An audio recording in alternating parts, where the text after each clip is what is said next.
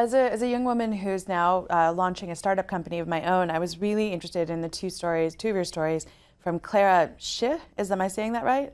Clara Shih. Yeah, Clara Shih. Can you talk Clara a little Shih. bit about her experience with confidence, and then also her experience Sure. basically doing a startup as a young woman in the startup world? Right. Yes, well, Clara is the youngest woman I interviewed for the book. She is the co-founder and CEO of a tech startup.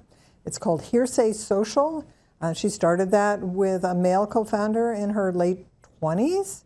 And when I interviewed her for the book last year, she was 9 months pregnant with her first child, and her due date was about 2 weeks away.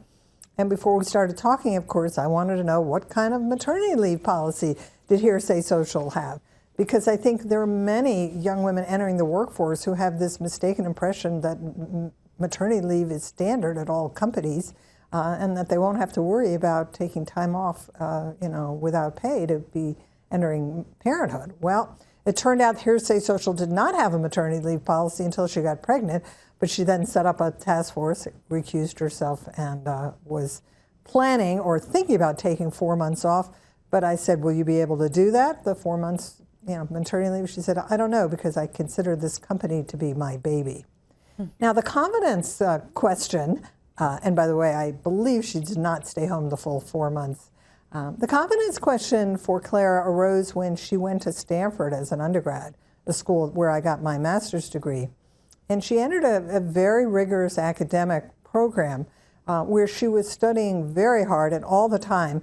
And she had a lot of doubts about her academic ability because, as far as she could see, many of her classmates were not studying nearly as hard as she was, and it didn't seem to bother them.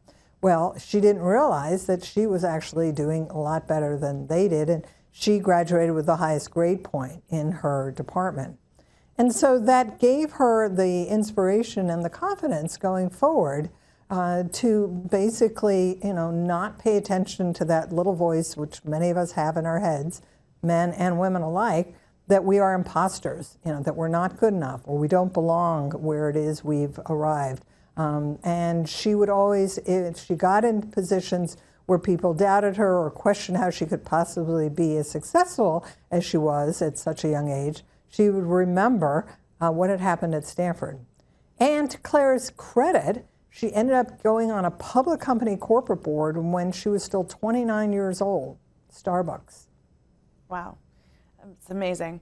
You have so many great stories, Joann, from so many CEOs and female executives, but I loved Beth Mooney's story at KeyCorp about the importance of perseverance. Can you talk about that a little bit? Sure. I think there are many women in this book who embody perseverance, but definitely Beth probably takes the crown. She was somebody who graduated from college in Texas with a decent liberal arts degree, wanted to get into the banking world, and every place that she applied, trying to be admitted to a management training program, was told that they would hire her but as a secretary. She said at that time she didn't type very well, didn't make very good coffee, but after getting all these doors slammed in her face, she took a job as a secretary. And I think being a secretary is a very noble profession, but it's not for everyone. And in her case, she wanted to get into management.